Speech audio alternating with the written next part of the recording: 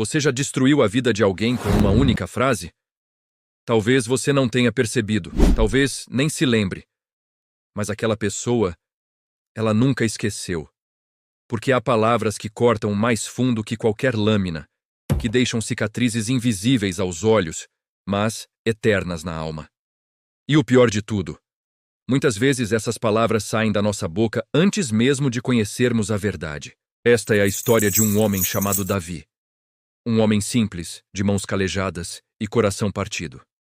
Um homem que foi chamado de ladrão, criminoso, vergonha da família. Um homem que teve seu nome arrastado pela lama nas conversas de esquina, nas rodas de fofoca, nas bocas daqueles que juravam conhecer a verdade. Mas ninguém, absolutamente ninguém, conhecia a sua história. E quando a verdade finalmente veio à tona, já era tarde demais. Davi vivia numa aldeia pacata, daquelas onde todo mundo conhece todo mundo, onde os segredos não duram mais que um dia e os julgamentos acontecem mais rápido que a justiça. Davi era carpinteiro, como seu pai e seu avô antes dele. Trabalhador honesto, homem de fé, daqueles que acordavam antes do sol nascer para agradecer a Deus pelo pão de cada dia. Casado com Sara, tinha um único filho, um menino de apenas 7 anos chamado Daniel. Aquele menino era a luz dos seus olhos, a razão do seu sorriso, o motivo pelo qual ele enfrentava jornadas exaustivas de trabalho sem nunca reclamar. Mas então, a tragédia bateu à sua porta. Daniel adoeceu. Uma febre que começou como algo comum se transformou em algo mortal. Os médicos da aldeia tentaram de tudo, mas nada funcionava. O menino definhava dia após dia, enquanto Davi e Sara assistiam impotentes, com o coração despedaçado em 1000 pedaços. Até que, finalmente, um médico de uma cidade vizinha deu o diagnóstico. Havia um tratamento, sim, havia esperança. Mas o remédio era caro, muito caro, mais caro do que tudo que Davi possuía. Ele vendeu suas ferramentas. Vendeu os móveis de casa. Vendeu até mesmo as joias simples que haviam pertencido à sua mãe. Mas não foi suficiente. O dinheiro mal chegava à metade do que precisava. E enquanto isso, Daniel piorava. Cada noite que passava era uma agonia. Cada respiração fraca do menino era uma punhalada no coração do pai. Foi então que Davi fez algo que jamais imaginou que faria. Algo que ia contra tudo aquilo em que acreditava. Algo que destruiria sua reputação para sempre. Numa noite fria e desesperada, ele entrou na farmácia da aldeia. Não havia ninguém. O farmacêutico tinha saído por alguns minutos. E ali, numa prateleira no fundo, estava o remédio. A única coisa que poderia salvar seu filho. Suas mãos tremiam. Seu coração acelerava. Lágrimas escorriam pelo seu rosto enquanto ele olhava para aquele frasco. "Perdoa-me, Senhor", sussurrou. E pegou o remédio. Não teve tempo de sair. O farmacêutico voltou. E o flagrou. O grito ecoou pela aldeia inteira. "Ladrão! Ladrão na farmácia!" Em segundos, uma multidão se formou. Rostos conhecidos, vizinhos, pessoas com quem ele havia dividido refeições e orações. Mas agora, os olhares eram de nojo, de desprezo, de ódio.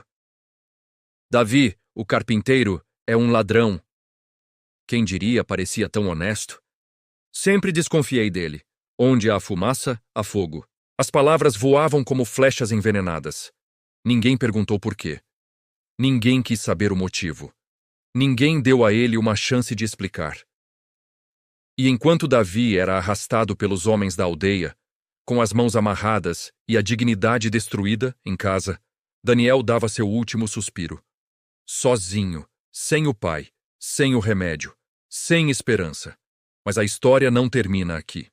Porque o que aconteceu depois daquela noite revelaria uma verdade tão devastadora que mudaria aquela aldeia para sempre. Uma verdade que todos precisavam ouvir. Uma verdade que você também precisa conhecer. Naquela noite, enquanto Davi era arrastado pelas ruas como um criminoso comum, algo muito maior estava acontecendo. Não era apenas um homem sendo julgado. Era a alma de uma comunidade inteira sendo exposta. Porque a aldeia onde Davi vivia tinha um problema antigo, um problema que ninguém admitia, mas que todos alimentavam. O vício de julgar, sem conhecer, de condenar, sem ouvir, de destruir reputações com a mesma facilidade com que se acende uma fogueira. Aquela não era a primeira vez que alguém era massacrado pelas palavras precipitadas daquele povo. Meses antes, uma viúva chamada Raquel havia sido acusada de adultério simplesmente porque um vizinho a viu conversando com um homem na porta de casa. Ninguém perguntou quem era o homem. Ninguém quis saber do que falavam. Bastou uma suposição, um olhar torto, uma frase solta na praça. Aquela mulher não presta. E pronto. A sentença estava dada.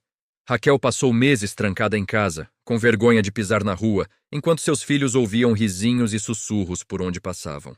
Quando finalmente se descobriu que o homem era seu primo, que havia vindo de longe trazer notícias da família, já não importava mais. O estrago estava feito. As palavras já tinham cumprido seu papel destrutivo. Havia também o caso do jovem Simão, um rapaz de 20 anos que sonhava em ser professor. Certa vez, ele discordou publicamente do padre da aldeia sobre a interpretação de uma passagem bíblica. Não foi desrespeitoso, não foi arrogante. Apenas apresentou uma visão diferente, com humildade e argumentos sólidos. Mas isso bastou. Em questão de dias, começaram a espalhar que Simão era um herege, um rebelde, alguém que estava sendo usado pelo inimigo para semear discórdia. Cuidado com esse rapaz, diziam os mais velhos. Ele vai desviar os jovens da fé verdadeira. Simão nunca conseguiu dar aulas na aldeia. Teve que partir, com o coração partido e os sonhos enterrados, sob uma montanha de julgamentos injustos. Provérbios 18:21 é cristalino quando diz: a morte e a vida estão no poder da língua. E naquela aldeia, a língua tinha se tornado uma arma de destruição em massa. Não havia tribunais justos, não havia investigação, não havia misericórdia. Bastava um rumor, uma suspeita, uma meia-verdade distorcida, e a sentença era executada pela boca daqueles que se consideravam justos, tementes a Deus, guardiões da moralidade. Mas voltemos a Davi.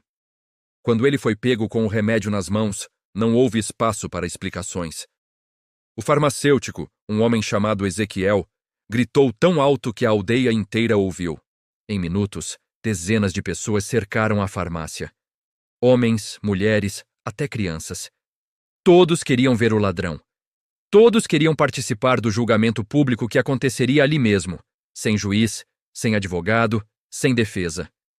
Eu sempre soube que esse Davi não era confiável, gritou uma mulher chamada Marta, que há anos invejava a humildade e a paz que Davi carregava. Homem pobre que se faz de santo geralmente esconde algo, completou outro. E pensar que eu deixei esse homem entrar na minha casa, trabalhar na minha mesa, disse um comerciante rico da aldeia, fingindo indignação moral, embora todos soubessem que ele próprio sonegava impostos e explorava seus funcionários. Davi tentou falar, tentou explicar. Meu filho está morrendo. Eu só precisava do remédio. Eu vou pagar. Eu juro que vou pagar. Mas sua voz foi abafada pelo coro de acusações. Ninguém queria ouvir. Porque ouvir exigiria empatia. Ouvir exigiria que eles colocassem seus próprios corações à prova. Ouvir exigiria que admitissem que talvez, apenas talvez, eles também fariam o mesmo no lugar dele. E não é exatamente isso que fazemos? Quantas vezes julgamos alguém pelo que vemos na superfície, sem nos darmos ao trabalho de conhecer a história completa? Quantas vezes espalhamos comentários venenosos sobre alguém, baseados apenas em suposições, em ouvi dizer, em fragmentos distorcidos da verdade? Quantas reputações já destruímos com nossas palavras precipitadas, com nossos julgamentos apressados, com nossa recusa em ouvir antes de condenar? Provérbios 18:13 nos adverte: responder antes de ouvir é estultícia e vergonha, mas naquela aldeia ninguém se lembrava disso. Ninguém queria se lembrar, porque julgar é fácil. Julgar nos faz sentir superiores. Julgar nos dá uma ilusão de justiça quando, na verdade, estamos apenas alimentando nosso próprio orgulho e crueldade. Davi foi arrastado até a praça central. Suas roupas estavam rasgadas, seu rosto coberto de vergonha e lágrimas. Sara, sua esposa, ao ouvir o tumulto, deixou o filho moribundo por um instante e correu até a praça. Quando viu o marido sendo humilhado publicamente, seu coração se despedaçou. Ela gritou, implorou, tentou explicar sobre Daniel, sobre a doença, sobre o desespero que os havia levado àquele ponto. Mas suas palavras também foram ignoradas. Toda esposa defende o marido criminoso, disse alguém com desdém. Ela deve estar envolvida também, murmurou outro. Naquele momento, algo muito sombrio estava acontecendo. Não era apenas um homem sendo condenado. Era a fé de uma comunidade sendo testada. Era a verdadeira natureza dos corações sendo revelada. Porque é fácil falar de Deus, de amor, de misericórdia, quando estamos confortáveis. Mas quando surge a oportunidade de julgar, de apontar o dedo, de nos sentirmos moralmente superiores, esquecemos tudo. Esquecemos que Jesus disse: "Não julgueis, para que não sejais julgados." Esquecemos que somos todos pecadores, todos falhos, todos dependentes da graça divina. E enquanto Davi estava ali, humilhado e destruído, seu filho Daniel dava os últimos suspiros em casa, sozinho, chamando pelo pai que não estava lá. A febre havia consumido seu pequeno corpo. Sua respiração era cada vez mais fraca. E quando Sara finalmente conseguiu se libertar da multidão e correr de volta para casa, já era tarde demais. Daniel havia partido. Seus olhinhos ainda estavam abertos, como se esperassem ver o pai uma última vez. O grito de Sara ecoou pela noite. Um grito que cortou a escuridão, que atravessou as paredes, que chegou até a praça onde Davi ainda estava sendo julgado. Ele soube imediatamente o que tinha acontecido. Não precisou de palavras. Um pai sabe. E naquele momento, algo dentro dele morreu também. Não foi apenas seu filho que ele perdeu. Foi sua dignidade, sua esperança, sua fé na humanidade. A aldeia finalmente silenciou. Mas o silêncio veio tarde demais. O estrago estava feito. As palavras já tinham cumprido seu papel destruidor. E a verdade, aquela verdade devastadora que todos deveriam ter buscado antes de abrir a boca, agora se revelava como uma sentença não apenas para Davi, mas para cada um daqueles que o haviam condenado sem conhecer sua história. A notícia da morte de Daniel se espalhou pela aldeia como um vento gélido que congela tudo o que toca. De repente, aqueles que gritavam tão alto, que apontavam dedos com tanta certeza, que condenavam com tanta convicção, ficaram mudos. O silêncio que tomou conta da praça naquela noite não era um silêncio de paz. Era um silêncio pesado, sufocante, carregado de uma culpa que ninguém queria admitir, mas que todos sentiam queimar por dentro. Davi foi solto. Não porque reconheceram sua inocência, não porque pediram perdão, mas porque simplesmente não sabiam mais o que fazer. Como você prende um homem que acabou de perder seu único filho? Como você continua acusando alguém quando a verdade começa a se revelar de forma tão brutal e devastadora? Ele caminhou de volta para casa como um morto-vivo, com os pés pesados, o olhar vazio, a alma despedaçada. Cada passo era uma agonia. Cada respiração, uma lembrança do filho que não respirava mais. Quando chegou em casa e viu o corpo pequeno de Daniel nos braços de Sara, algo dentro dele se rompeu de forma irreparável. Ele caiu de joelhos ao lado do filho. Segurou aquelas mãozinhas frias que não apertariam mais as suas. Olhou para aquele rostinho sereno, que nunca mais sorriria, e soluçou de uma forma que só um pai que perdeu um filho pode entender. Sara estava em choque, com os olhos secos de tanto chorar, o corpo tremendo, a mente incapaz de processar a dor que a consumia. Eu tentei, sussurrou Davi, com a voz quebrada. Eu tentei salvar nosso menino, e eles não me deixaram, eles não me ouviram. Sara não respondeu. Não havia palavras, não havia consolo. Havia apenas a dor crua, nua, avassaladora de uma perda que nunca deveria ter acontecido. Enquanto isso, na aldeia, a verdade começava a se espalhar. Alguém finalmente teve a decência de perguntar. Alguém finalmente teve a humildade de investigar. E quando os detalhes da história de Davi vieram à tona, quando descobriram que ele havia vendido tudo para tentar salvar o filho, quando souberam que aquele remédio era a única esperança de Daniel, quando entenderam que o que chamaram de crime era na verdade o ato desesperado de um pai amoroso, a culpa desceu sobre aquela comunidade como uma nuvem negra. O farmacêutico Ezequiel foi o primeiro a sentir o peso do que havia feito. Ele estava em sua casa sozinho, quando a realidade o atingiu como um soco no estômago. Eu tinha aquele remédio, pensou tremendo. Eu tinha, e poderia ter dado. Poderia ter ajudado. Mas em vez disso gritei, ladrão, e transformei aquele homem em criminoso. Ele se lembrou do rosto de Davi, das lágrimas, do desespero, e pela primeira vez percebeu que não havia visto um ladrão. Havia visto um pai. Provérbios 12:18 diz: há palavras impensadas que ferem como espada, mas a língua dos sábios traz a cura. Ezequiel e toda aquela aldeia haviam ferido com suas palavras. Haviam assassinado a dignidade de um homem antes mesmo de conhecer sua dor. E agora, a ferida que causaram era irreversível. Não havia cura possível. Não havia volta. Marta, aquela mulher que havia gritado alto na praça que sempre desconfiara de Davi, não conseguiu dormir naquela noite. Cada vez que fechava os olhos, via o rosto do menino Daniel, aquele garotinho doce que sempre a cumprimentava com um sorriso quando passava por sua casa. O que eu fiz? Ela sussurrava na escuridão. Que tipo de pessoa eu me tornei? Mas as perguntas não traziam respostas. Apenas aumentavam o peso da culpa. O comerciante rico que havia se indignado publicamente com Davi também não encontrou paz. Ele sabia no fundo do seu coração que se seu próprio filho estivesse morrendo, ele teria feito qualquer coisa.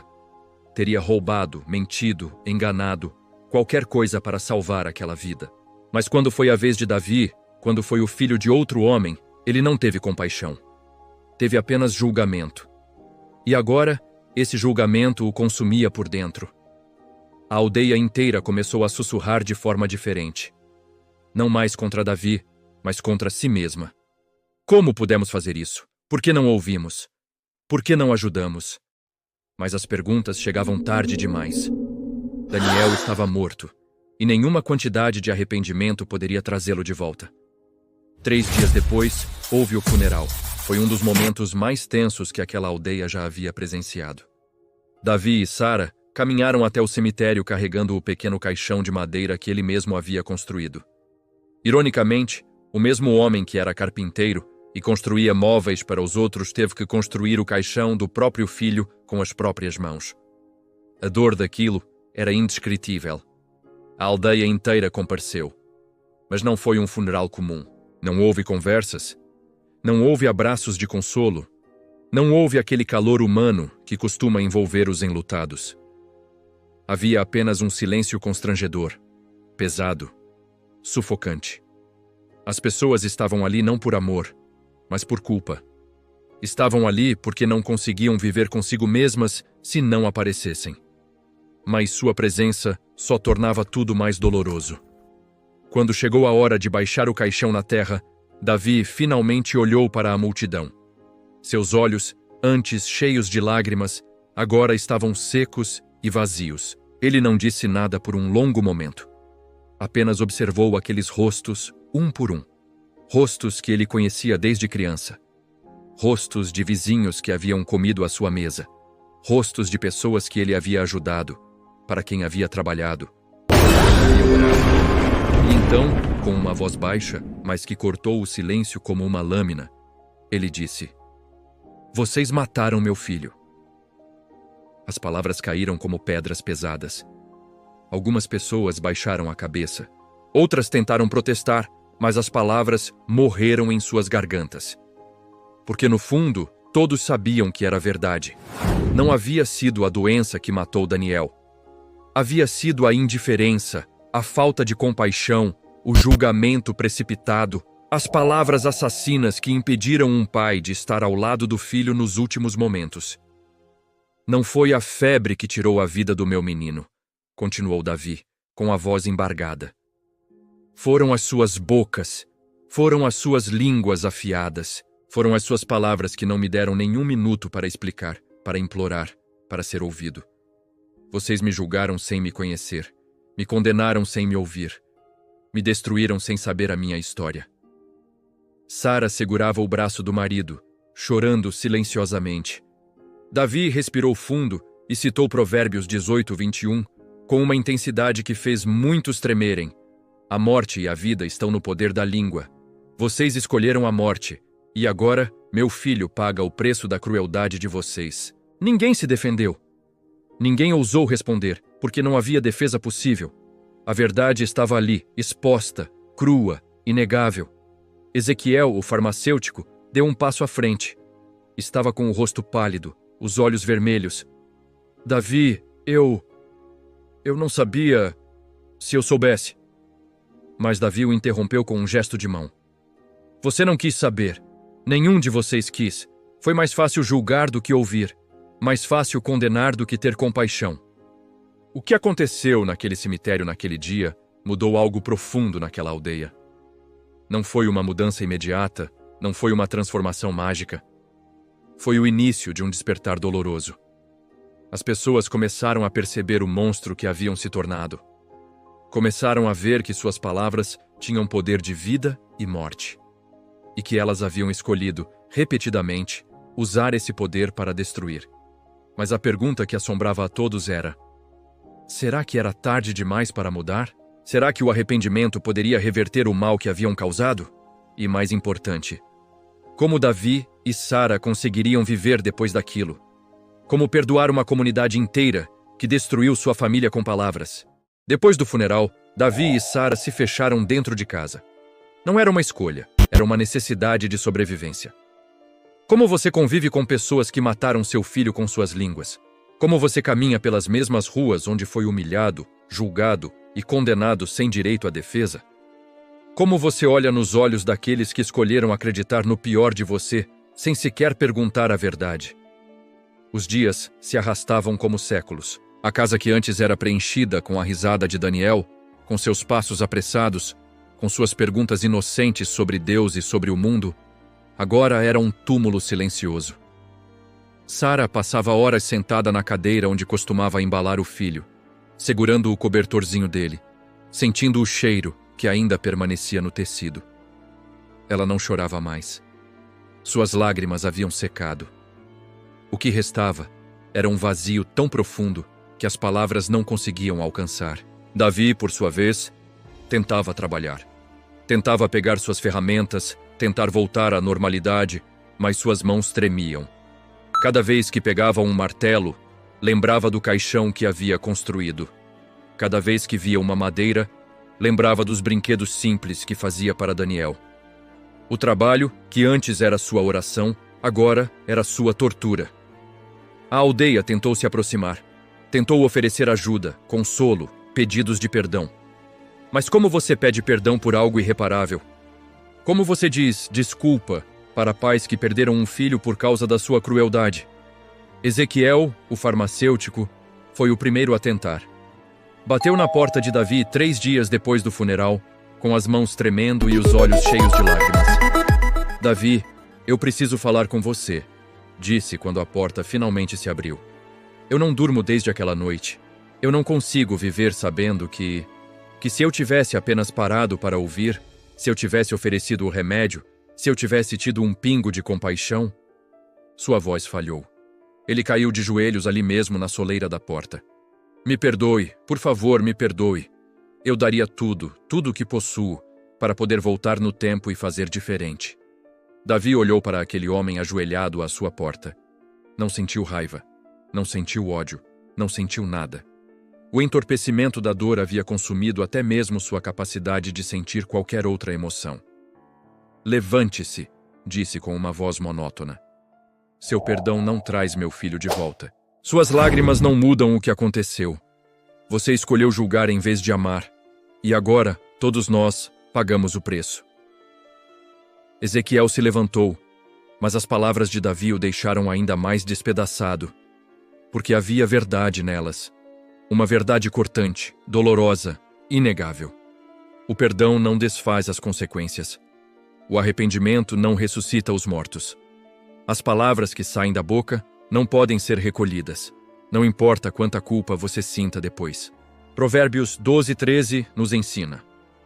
O ímpio se enreda na transgressão dos seus lábios, mas o justo sairá da angústia. Mas Ezequiel estava descobrindo que sair da angústia não era tão simples assim. Ele poderia ser perdoado por Deus, poderia até um dia ser perdoado por Davi, mas jamais se perdoaria. A imagem daquele menininho morto o perseguiria pelo resto da vida. Outros também vieram. Marta, aquela mulher que havia gritado contra Davi na praça, apareceu com uma cesta de comida. Suas mãos tremiam quando bateu na porta. Sara foi quem atendeu. Quando viu Marta, seu rosto se endureceu. "O que você quer?" perguntou sem emoção. Eu trouxe comida. Eu pensei que vocês precisariam." Marta mal conseguia falar, a culpa sufocando cada palavra.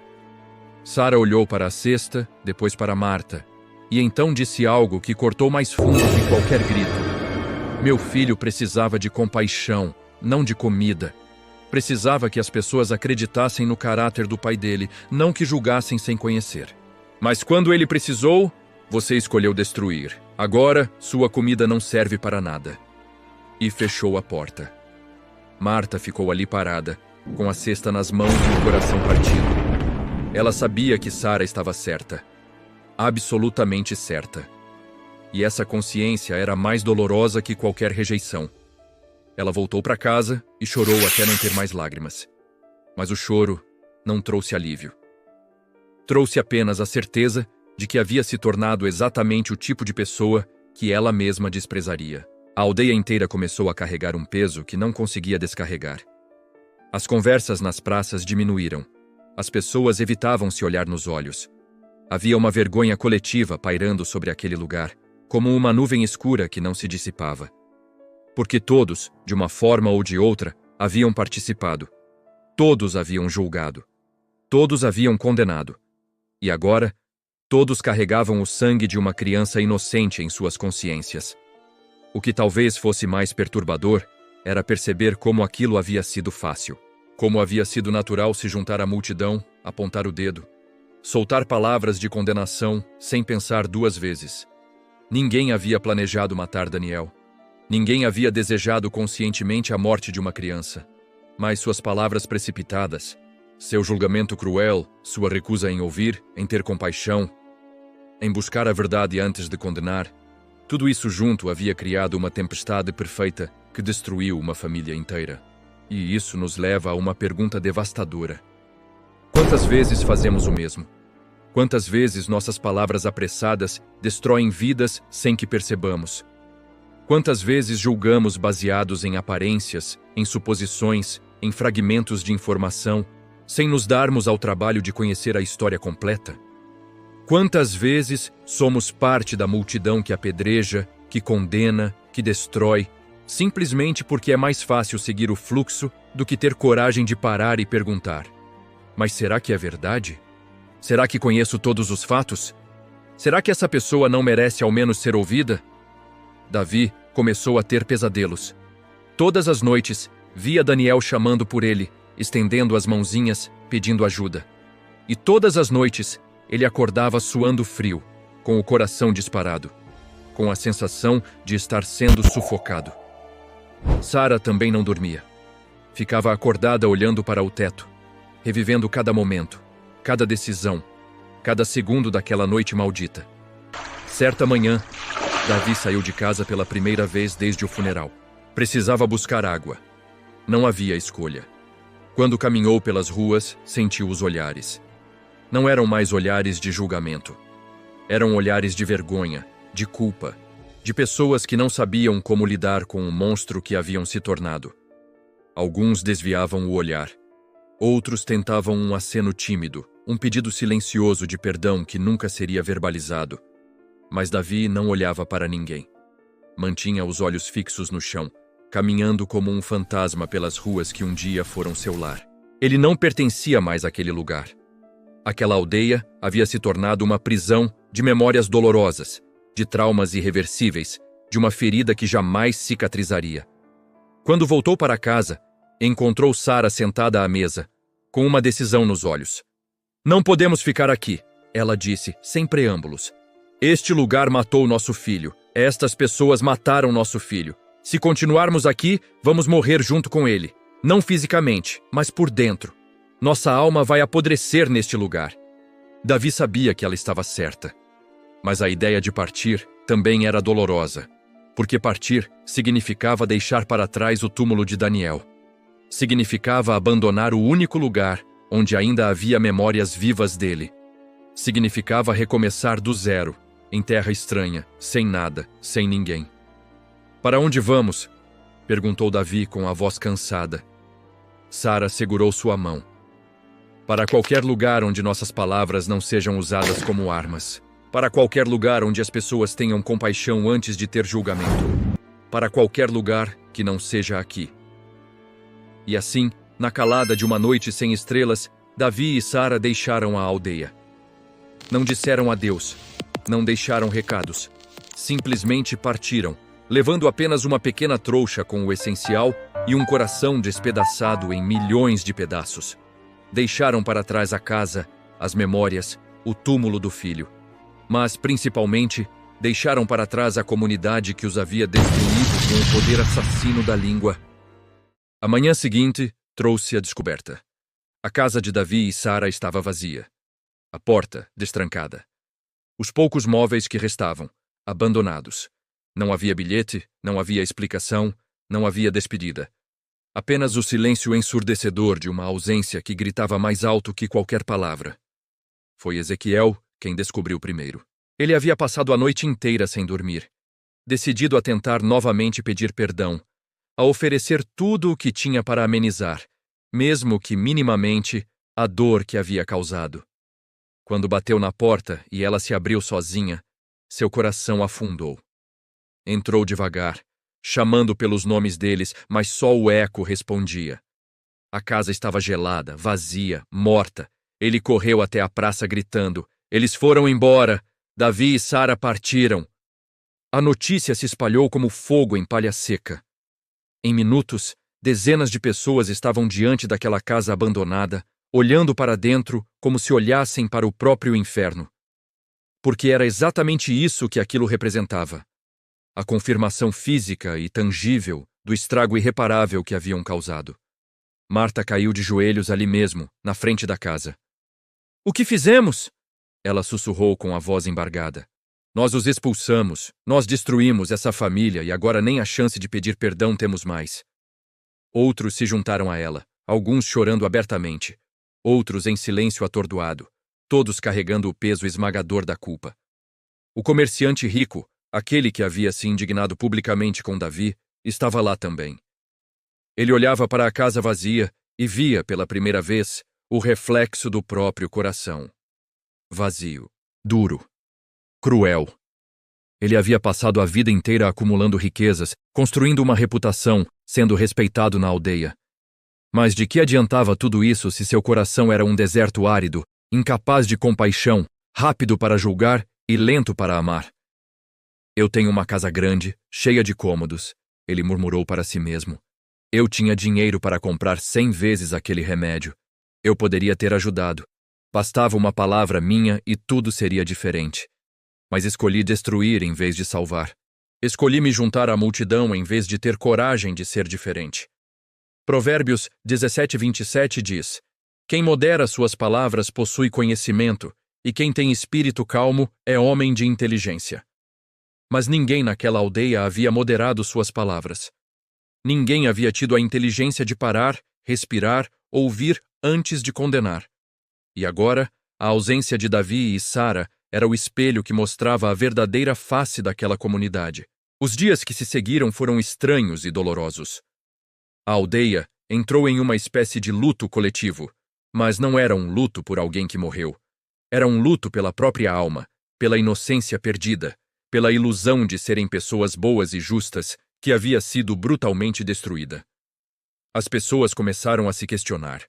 Começaram a olhar para suas próprias vidas, suas próprias palavras, seus próprios julgamentos. Uma mulher chamada Débora, que sempre havia sido conhecida por espalhar fofocas pela aldeia, de repente se viu encarando a própria monstruosidade. Ela lembrou de todas as vezes que havia espalhado rumores, destruído reputações, plantado dúvidas sobre pessoas inocentes. "Quantos Daves eu criei?" ela se perguntou tremendo.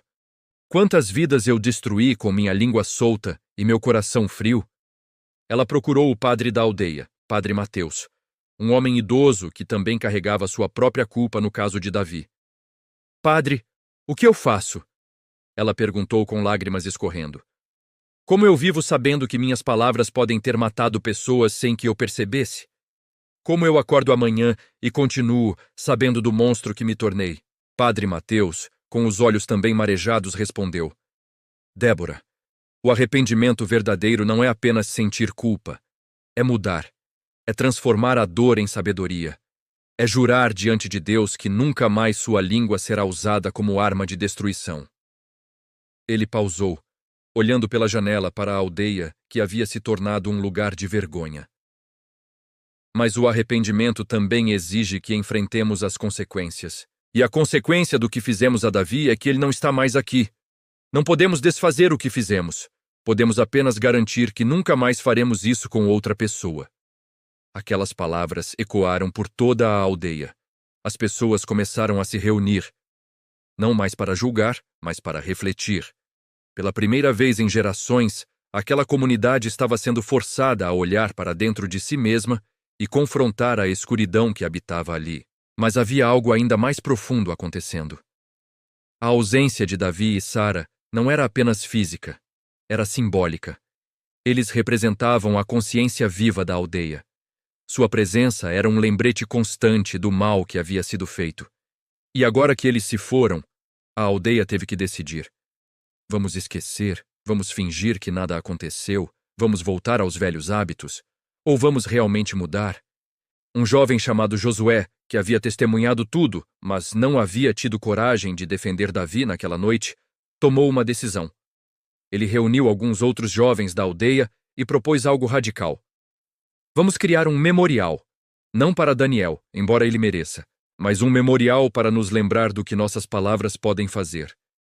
Para que nunca, nunca mais, essa aldeia julgue sem ouvir, condene sem conhecer, destrua sem compaixão. A ideia gerou debate. Alguns acharam excessivo. Por que ficar relembrando algo tão doloroso? Argumentavam. É melhor seguir em frente, aprender a lição e continuar. Mas Josué foi firme. Se não criarmos algo permanente, em 5 anos teremos esquecido. Em 10 anos, estaremos fazendo a mesma coisa com outra pessoa. A dor precisa ser lembrada, não para nos torturar, mas para nos proteger de nós mesmos. E assim, com as próprias mãos, aqueles jovens começaram a construir um monumento simples na praça central. Era uma pedra grande com uma inscrição.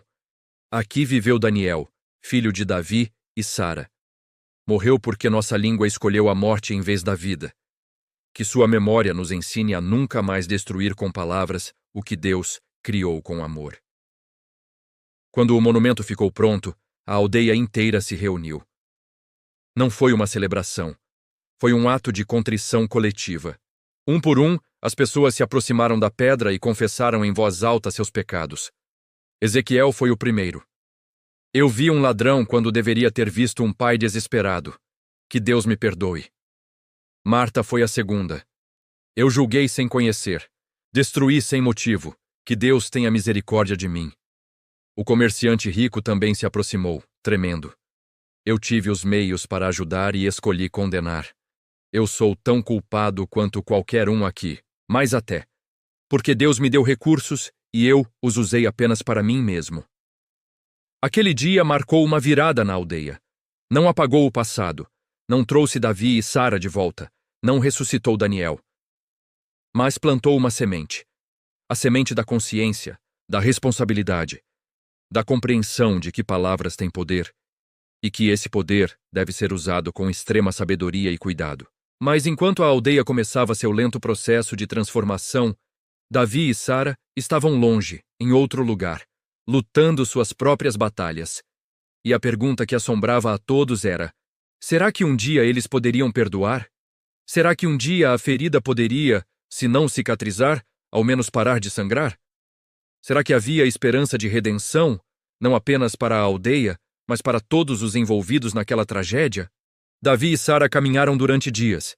Seus pés sangravam, seus corpos estavam exaustos, mas não paravam. Era como se cada passo os afastasse não apenas da aldeia, mas da dor que os consumia. Embora, no fundo, ambos soubessem que não importava quão longe fossem, A dor viajava com eles.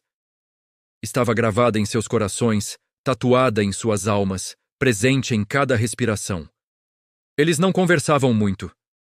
O que havia para dizer? As palavras, aquelas mesmas palavras que haviam destruído sua vida, agora pareciam inadequadas, insuficientes, quase obscenas diante da magnitude da perda que carregavam.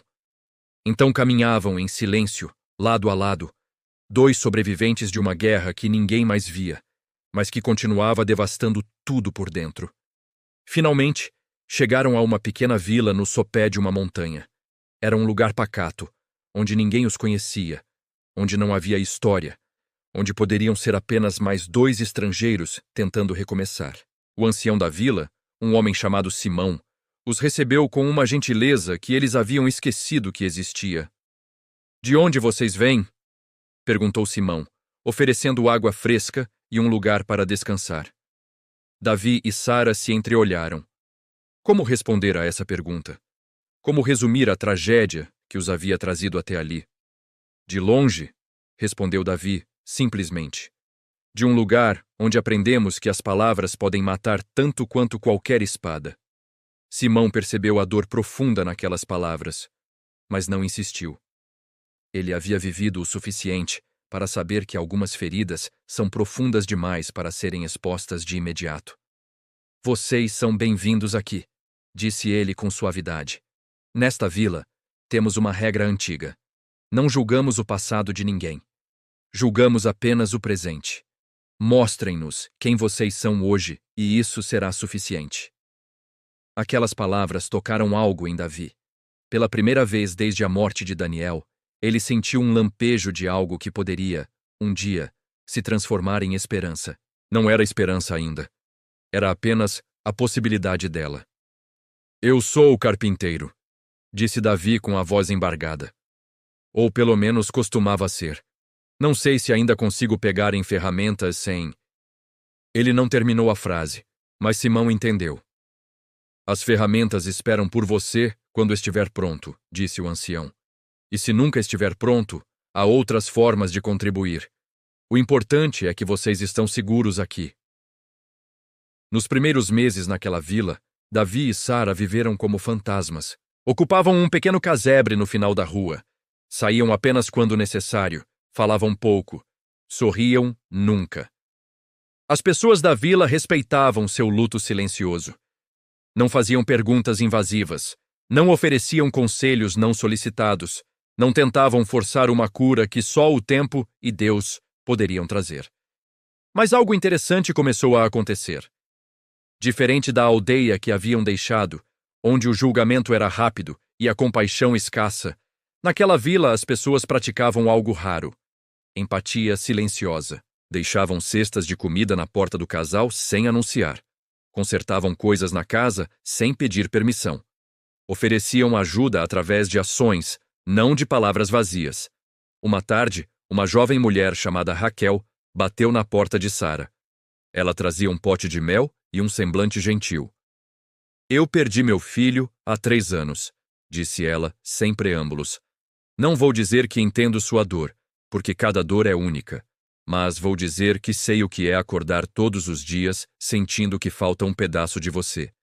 E também sei que, eventualmente, você aprende a viver com esse vazio.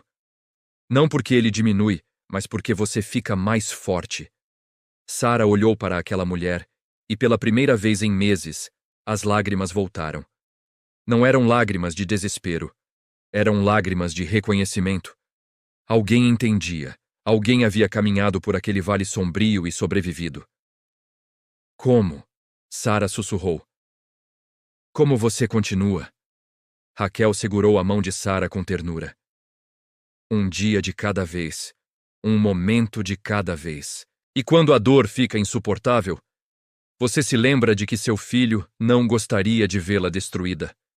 Ele gostaria de vê-la viva, honrando a memória dele ao viver plenamente, não ao morrer lentamente." Aquela conversa plantou algo em Sara. Não foi uma transformação instantânea, mas foi o início de uma lenta jornada em direção à cura.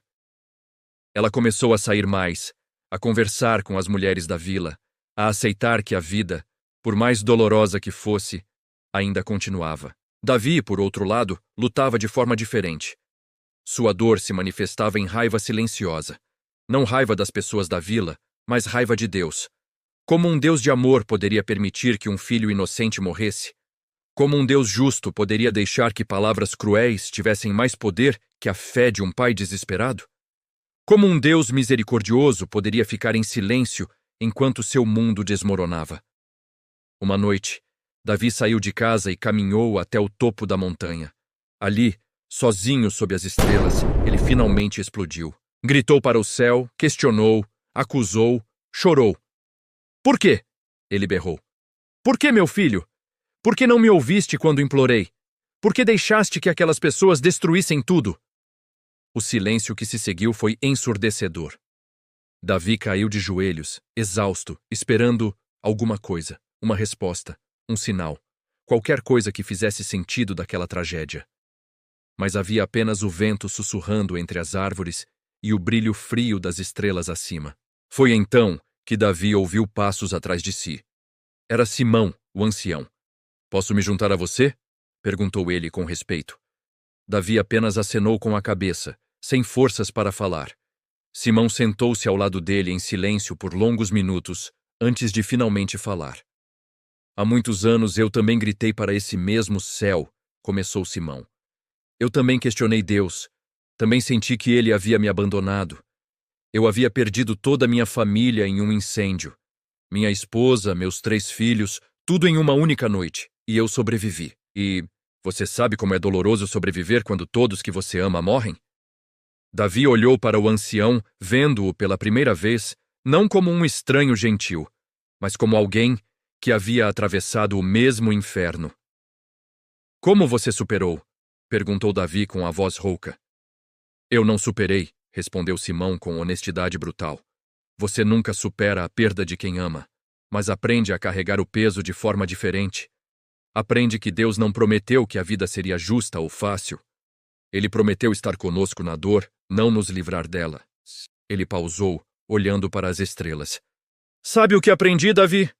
Aprendi que às vezes Deus permite que o mal aconteça, não porque ele é cruel, mas porque ele respeita o livre-arbítrio humano.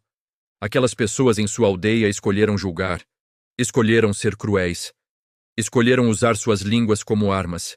E Deus, em sua dor, permitiu que enfrentassem as consequências de suas escolhas, assim como você agora enfrenta as consequências das escolhas deles. Davi sentiu lágrimas escorrendo pelo rosto. Mas meu filho era inocente. Ele não mereceu isso. Não, ele não mereceu, concordou Simão. E é exatamente por isso que a história dele não termina aqui. Porque há algo que você ainda não viu, Davi. Há algo que está acontecendo em sua antiga aldeia neste exato momento. Algo que só foi possível por causa da dor que você carrega. Davi olhou para o ancião, confuso. Do que você está falando? Simão sorriu tristemente.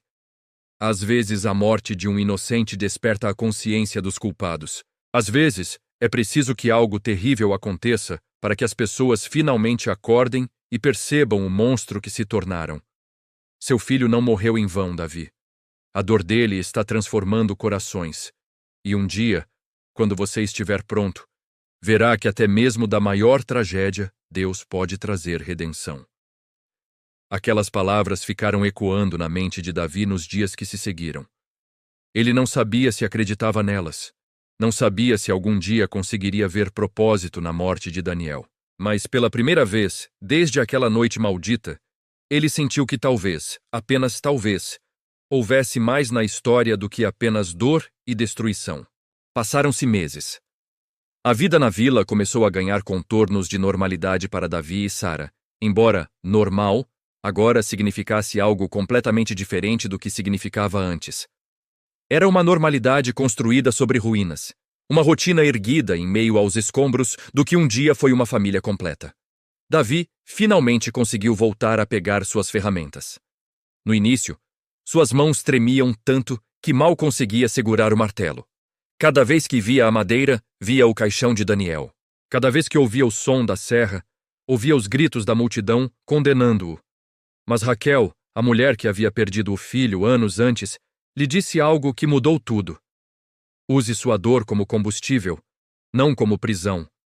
Construa algo para honrar seu filho, não para enterrá-lo novamente. E assim, Davi começou. Começou pequeno, fazendo pequenos brinquedos de madeira. Cavalinhos, carrinhos, bonequinhas simples. A princípio era torturante. Cada peça que criava lembrava os brinquedos que fazia para Daniel. Mas aos poucos, algo mudou. Em vez de dor, ele começou a sentir conexão. Como se cada brinquedo fosse uma forma de manter viva a memória do filho, de celebrar a alegria que Daniel trouxera ao mundo, mesmo que por tão pouco tempo. Ele começou a doar os brinquedos para as crianças da vila. No início, fazia isso em segredo, deixando-os nas portas durante a noite. Mas as crianças descobriram quem era o artesão misterioso e começaram a procurá-lo. Senhor Davi, o senhor pode fazer um cavalo para mim? Pedia um garotinho. Senhor Davi, minha irmãzinha quer uma boneca, dizia uma menina tímida. E Davi, que havia jurado nunca mais sorrir, se pegou esboçando um sorriso triste ao ver a alegria daquelas crianças com seus presentes simples. Não era felicidade. Ainda estava longe de ser felicidade. Mas era algo. Era um propósito minúsculo em meio à vastidão da dor. Sara, por sua vez, encontrou consolo em algo inesperado. Cuidar de outras mães. A vila era pequena, mas havia sempre alguma mulher grávida, alguma mãe de primeira viagem assustada, alguma criança doente precisando de cuidados. E Sara, que carregava a dor de ter perdido seu filho, começou a canalizar esse amor materno frustrado em ajudar outras mulheres a protegerem os seus. Ela se tornou parteira, conselheira, uma presença reconfortante nos momentos de medo e incerteza. Como você consegue? Perguntou-lhe certa vez uma jovem mãe. Como você consegue ajudar a trazer vidas ao mundo depois de ter perdido a sua? Sara olhou para a mulher com lágrimas nos olhos e respondeu: porque cada vida que ajudo a salvar é uma forma de dizer que a morte não vence. É uma forma de honrar meu Daniel ao garantir que outras crianças tenham a chance de crescer, de viver, de serem amadas. Aquelas palavras eram verdadeiras, mas também escondiam uma dor que Sara carregava em segredo. Porque cada bebê que ela segurava nos braços, cada choro de recém-nascido que ouvia, era uma lembrança cruel do filho que nunca mais seguraria, do choro que nunca mais ouviria. Mas ela escolheu transformar essa dor em serviço, em amor, em algo maior que ela mesma. Provérbios 31:8-9 diz: abre a tua boca a favor do mudo, pelo direito de todos os que se acham desamparados. Abre a tua boca, julga retamente e faze justiça aos pobres e necessitados. Sara havia se tornado a voz dos que não tinham voz. Não através de grandes discursos ou confrontos dramáticos, mas através de ações silenciosas, de presença constante, de amor prático. Um dia, chegou à vila um viajante. Era um comerciante que passava pela região vendendo mercadorias e, como todo comerciante, também vendia informações, fofocas, notícias de outros lugares. Quando parou na praça da vila para descansar, começou a contar histórias das aldeias vizinhas. Vocês ouviram falar da aldeia do Vale? Perguntou ele, chamando a atenção de um pequeno grupo. Aquela aldeia passou por uma transformação incrível. Dizem que era um lugar de julgamento e crueldade, onde as pessoas se destruíam com palavras. Mas algo aconteceu. Uma tragédia tão grande que despertou toda a comunidade. Agora, dizem que é um dos lugares mais justos e compassivos da região. Davi, que por acaso estava passando pela praça, parou ao ouvir aquelas palavras. Seu coração começou a acelerar. Seria possível? Estaria o viajante falando de sua antiga aldeia? Ele se aproximou devagar, tentando não chamar atenção para si. O comerciante continuou. Eles construíram um memorial para um menino que morreu. Dizem que a morte dele foi resultado da crueldade coletiva, do julgamento precipitado. E desde então, a aldeia inteira mudou. Criaram conselhos de reconciliação, grupos de oração pela sabedoria nas palavras. Ensinam as crianças desde pequenas sobre o poder da língua. É impressionante. Uma mulher da vila perguntou. E o que aconteceu com os pais do menino? Eles ainda estão lá? O comerciante balançou a cabeça. Não. Eles partiram logo depois da tragédia. Ninguém sabe para onde foram, mas a aldeia os procura. Querem pedir perdão. Querem mostrar que mudaram, que a morte do filho deles não foi em vão. Davi sentiu as pernas fraquejarem. Teve que se apoiar em uma parede para não cair. Sara, que havia ouvido a conversa de longe, aproximou-se dele e segurou sua mão. Seus olhos se encontraram, cheios de emoções conflitantes. Surpresa, dor, raiva e algo que nenhum dos dois esperava. Uma pontinha minúscula de esperança. Eles mudaram, sussurrou Sara, com lágrimas escorrendo. Davi, você ouviu? A aldeia mudou. A morte de nosso filho, ela não foi em vão. Mas Davi não conseguiu responder. Estava paralisado entre o alívio de saber que algo bom havia surgido da tragédia e a raiva profunda de que isso havia custado a vida de Daniel. Naquela noite, Davi e Sara não dormiram. Ficaram acordados, conversando pela primeira vez de verdade desde que haviam partido. O que fazemos agora? Perguntou Sara. Voltamos? Damos a eles a chance de pedir perdão? Ou seguimos em frente e deixamos o passado enterrado? Davi passou a mão pelo cabelo, angustiado. Eu não sei se consigo perdoá-los, Sara. Eu não sei se quero. Eles mataram nosso filho. O arrependimento deles não o traz de volta. A transformação deles não desfaz a dor que sinto todos os dias ao acordar e lembrar que Daniel não está aqui. Sara entendeu. Ela sentia o mesmo. Mas algo dentro dela, algo que ela não conseguia explicar, sussurrava que talvez houvesse mais nessa história. Que talvez Deus estivesse fazendo algo maior do que eles conseguiam enxergar. Provérbios 16:9 diz que o coração do homem planeja seu caminho, mas o Senhor lhe dirige os passos. Ela disse suavemente. Talvez nossos passos nos trouxeram aqui não para fugir, mas para nos curar. E talvez agora nossos passos precisem nos levar de volta, não por eles, mas por nós.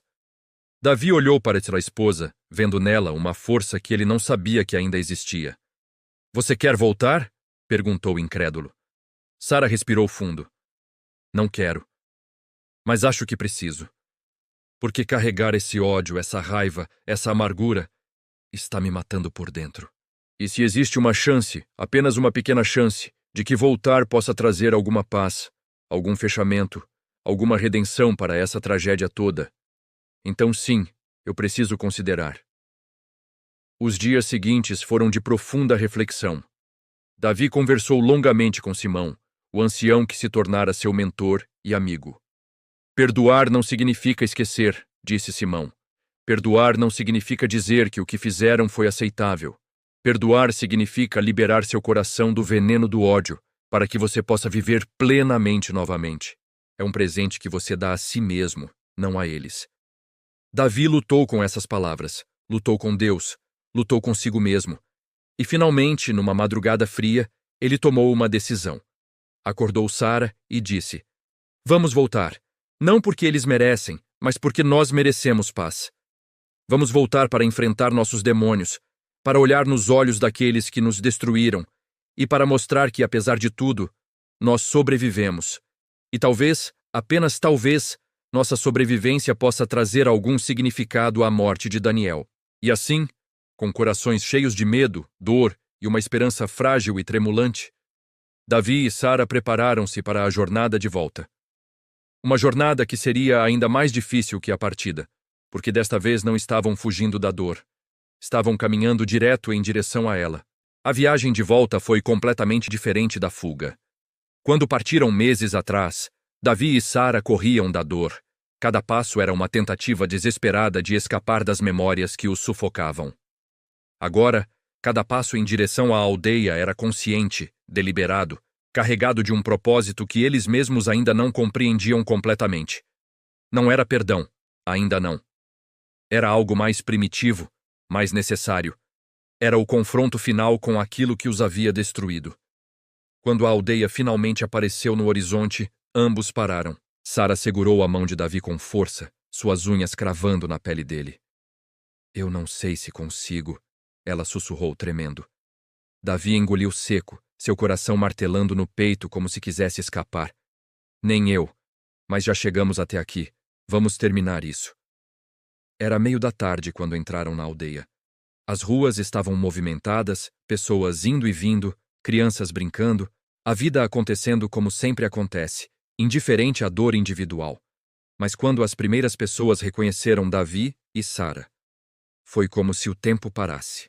Uma mulher deixou cair a cesta que carregava. Um homem ficou paralisado no meio da rua. Uma criança apontou e gritou: "Mamãe, é o carpinteiro que foi embora!" Em questão de minutos, uma multidão começou a se formar, mas desta vez era diferente. Não havia gritos de acusação, não havia dedos apontados em julgamento. Havia apenas um silêncio atordoado, pesado, cheio de vergonha e culpa acumulada. Rostos conhecidos emergiam da multidão, todos carregando o peso visível do que haviam feito. Ezequiel, o farmacêutico, foi o primeiro a se aproximar. Seus olhos estavam vermelhos, seu rosto envelhecido pela culpa. Ele deu alguns passos vacilantes em direção a Davi e então, sem dizer palavra, caiu de joelhos no meio da rua empoeirada. "Me perdoe", ele sussurrou, com a voz quebrada. "Por favor, me perdoe. Eu não durmo desde aquela noite. Vejo o rosto de Daniel em cada criança que entra na farmácia. Eu tinha o remédio. Eu poderia ter salvado seu filho. Mas escolhi gritar, 'Ladrão!' em vez de perguntar por quê." Lágrimas escorriam pelo seu rosto, fazendo trilhas na poeira. "Eu vendi a farmácia. Não consigo mais trabalhar lá. Cada frasco de remédio é uma lembrança do menino que deixei morrer por causa do meu julgamento cruel. Me perdoe, Davi. Sei que não mereço. Sei que não tenho direito de pedir isso, mas, por favor, me perdoe." Davi olhou para aquele homem ajoelhado e sentiu uma mistura violenta de emoções. Parte dele queria gritar, queria chutar, queria fazer aquele homem sentir uma fração da dor que ele sentia. Mas outra parte, uma parte que havia crescido durante os meses na vila, lembrou das palavras de Simão. O perdão é um presente que você dá a si mesmo. Antes que pudesse responder, Marta se aproximou. Aquela mulher que havia gritado contra ele na praça naquela noite maldita. Ela não tentou se aproximar muito. Ficou a uma distância respeitosa, com o rosto marcado por meses de choro e noites sem sono. "Davi, Sara", ela começou, sua voz mal passando de um sussurro. "Eu não tenho palavras que possam desfazer o que fiz. Eu julguei sem conhecer, destruí sem motivo. E desde aquele dia, cada palavra que sai da minha boca me queima a língua, porque sei do poder destrutivo que elas têm." Ela apontou para a praça. "Venham, por favor. Há algo que precisamos mostrar a vocês." A multidão se abriu, criando um caminho. Davi e Sara, ainda de mãos dadas, caminharam lentamente pela rua. Era surreal estar de volta, ver os mesmos lugares onde haviam sofrido tanta humilhação, tanta dor.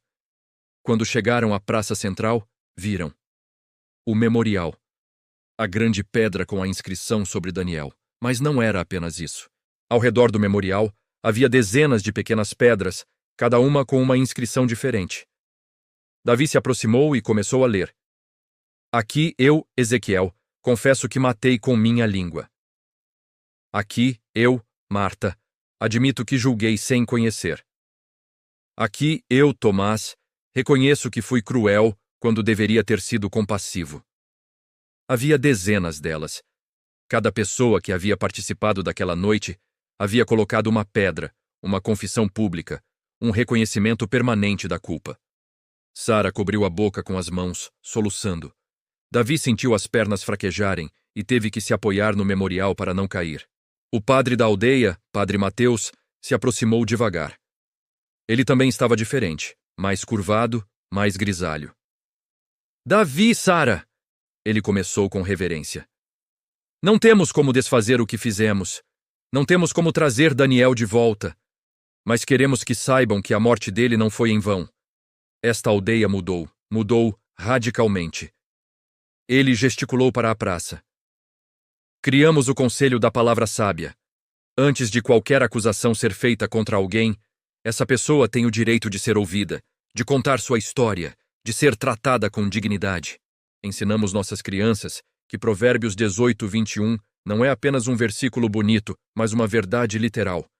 A morte e a vida estão no poder da língua.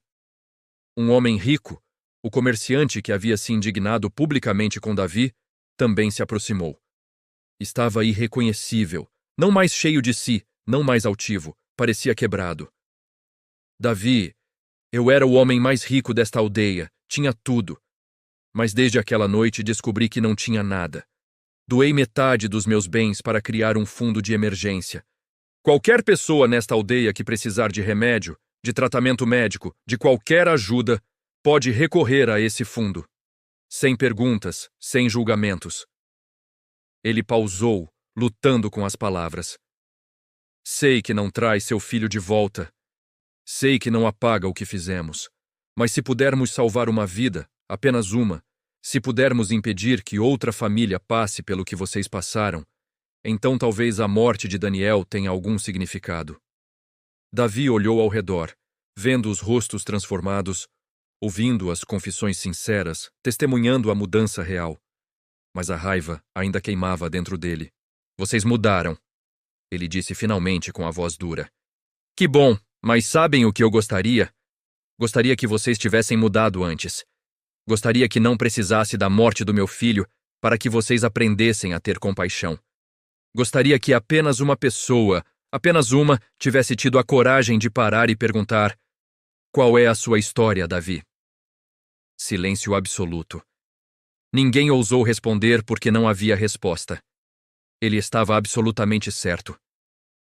Vocês querem perdão, continuou Davi, lágrimas finalmente escorrendo. Mas eu não sei se posso dar, porque perdoar vocês parece trair meu filho. Parece dizer que o que fizeram foi aceitável. E não foi, nunca será. Sara, que havia permanecido em silêncio até então, finalmente falou. Sua voz era suave, mas firme. Mas também não podemos carregar esse ódio pelo resto de nossas vidas.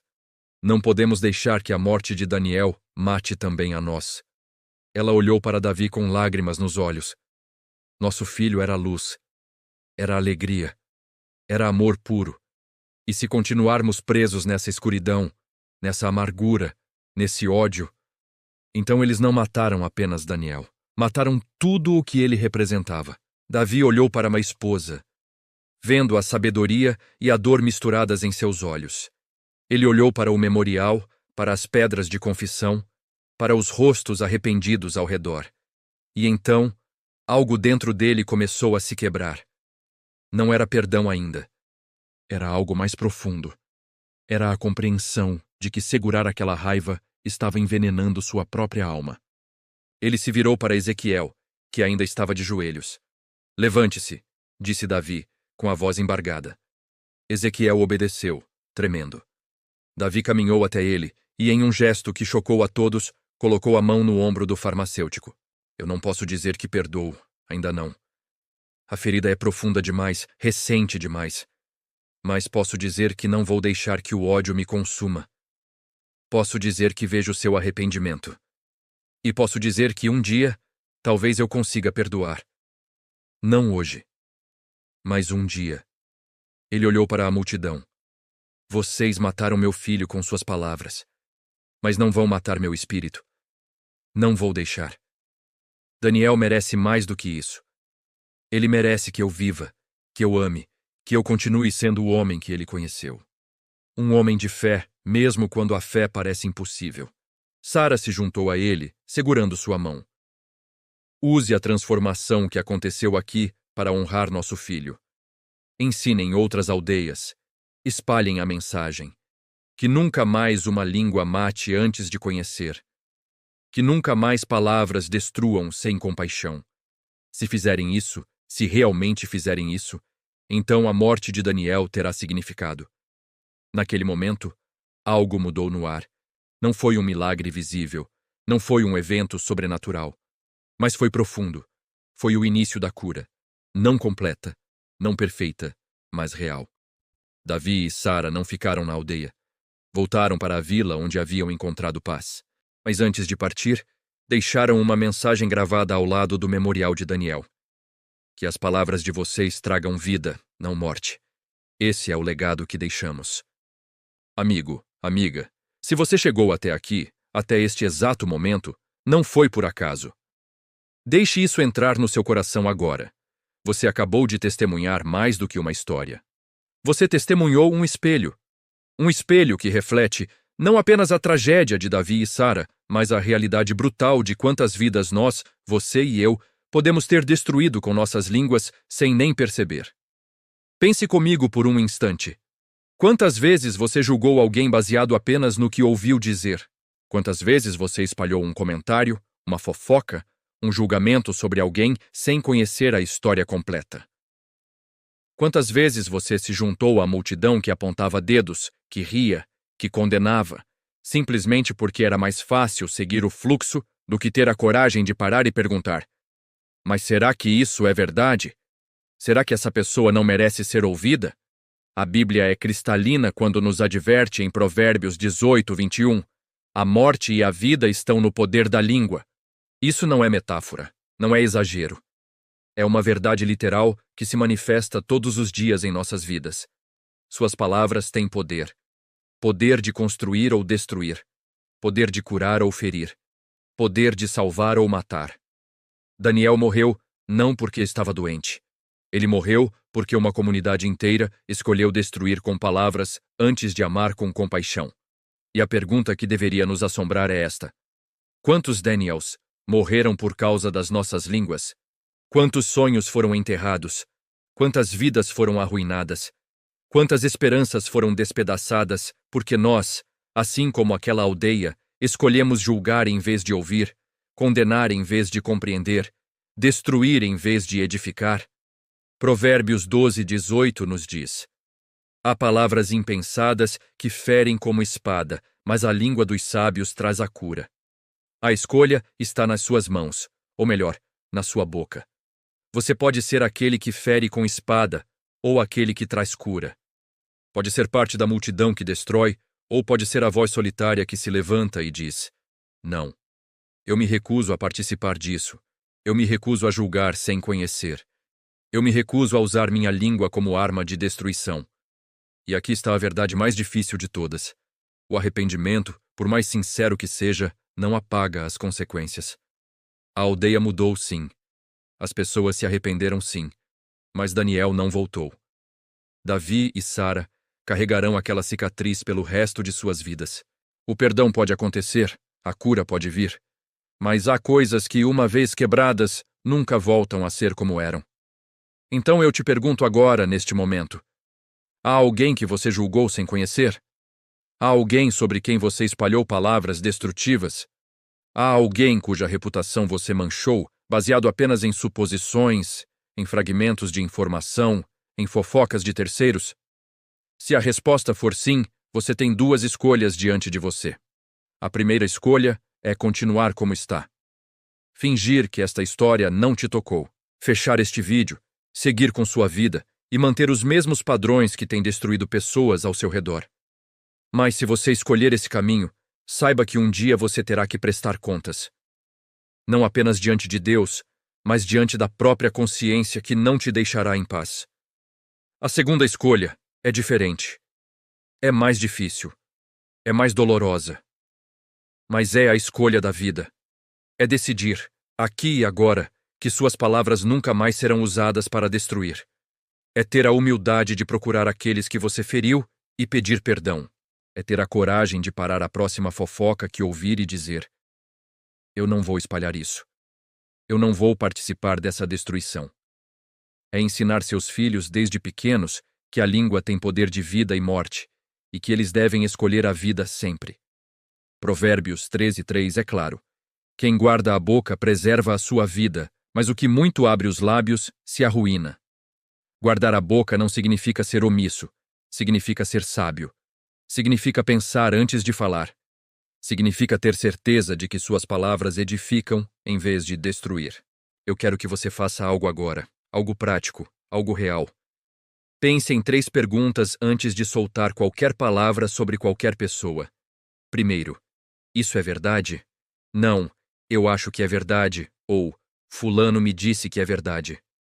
Mas você tem certeza absoluta de que é verdade? Segundo, isso é necessário? Precisa mesmo ser dito? Ou você está falando apenas para fofocar, para se sentir parte do grupo, para julgar? Terceiro, Isso vai construir ou destruir? Suas palavras vão edificar essa pessoa, vão trazer cura, vão trazer esperança, ou vão ferir, destruir, plantar dúvidas e veneno? Se a resposta para qualquer uma dessas perguntas for negativa, então, não fale. Escolha o silêncio sábio de Samuel, aquele carpinteiro de outra história que entendia que há momentos em que não falar é a decisão mais poderosa que você pode tomar. E olha, eu sei que não é fácil.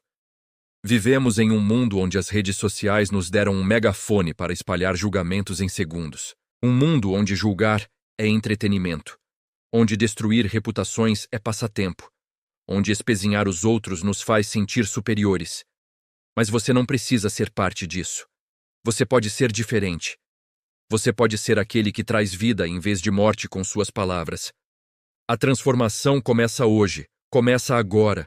Começa com você olhando no espelho e reconhecendo: sim, eu tenho usado minha língua de forma errada. Sim, eu tenho julgado sem conhecer. Sim, eu preciso mudar. E a partir desse reconhecimento, você dá o primeiro passo em direção a uma vida onde suas palavras são bênção, não maldição. Davi e Sara sobreviveram. Não porque a dor passou, mas porque escolheram não deixar que o ódio os consumisse. Eles escolheram viver apesar da tragédia. Escolheram honrar a memória de Daniel ao recusar se tornarem o tipo de pessoa que os destruiu. E você também pode fazer essa escolha. Escute. Se esta mensagem tocou seu coração, se você sentiu a convicção do Espírito Santo enquanto assistia, se você reconhece que precisa mudar a forma como usa suas palavras, eu quero que você faça algo. Quero que você vá até os comentários agora e escreva: eu escolho a vida. Apenas isso. 3 palavras simples, mas poderosas. 3 palavras que declaram que, a partir de hoje, suas palavras trarão vida, não morte. E se você está aqui pela primeira vez, se esta história te impactou profundamente, eu te convido a se inscrever neste canal. Porque aqui não contamos apenas histórias. Aqui transformamos vidas através da palavra de Deus aplicada de forma prática, real, que toca o coração e muda comportamentos. Clique no botão de inscrição agora e ative o sininho para ser avisado toda vez que publicarmos uma nova história que pode mudar sua vida. Deixe também o seu like neste vídeo. Não é apenas por algoritmo ou estatística. É porque quando você curte, você está dizendo: essa mensagem precisa alcançar mais pessoas. Outras pessoas precisam ouvir isso. E pode ter certeza, tem alguém na sua lista de amigos, alguém na sua família, alguém no seu trabalho que precisa urgentemente ouvir esta mensagem sobre o poder das palavras. E olha, nossa jornada não termina aqui. O próximo vídeo é a história de uma mulher que perdeu tudo por causa de uma única mentira, mas que encontrou redenção quando decidiu falar uma verdade que ninguém queria ouvir. É a continuação dessa reflexão sobre o poder das palavras, mas sob outra perspectiva que vai te deixar ainda mais impactado. Antes de você ir, eu quero orar por você. Onde quer que você esteja neste momento, no trabalho, em casa, no ônibus, não importa. Feche os olhos comigo por um instante. Pai Celestial, eu oro por cada pessoa que chegou até aqui. Oro para que o Senhor toque seus corações de forma profunda. Que o Espírito Santo traga convicção sobre as palavras que têm sido ditas, sobre os julgamentos que têm sido feitos, sobre as vidas que podem ter sido feridas. Dá a eles a coragem de mudar, a humildade de pedir perdão onde for necessário, e a sabedoria de usar suas línguas para edificar, curar e trazer vida. Em nome de Jesus, amém. Lembre-se, você tem o poder de vida e morte na sua língua. Use com sabedoria. Use com amor. Use para a glória de Deus. Nos vemos no próximo vídeo. Que Deus abençoe abundantemente a sua vida e, principalmente, que Ele transforme suas palavras em fonte de bênção para todos ao seu redor. Um forte abraço e até breve.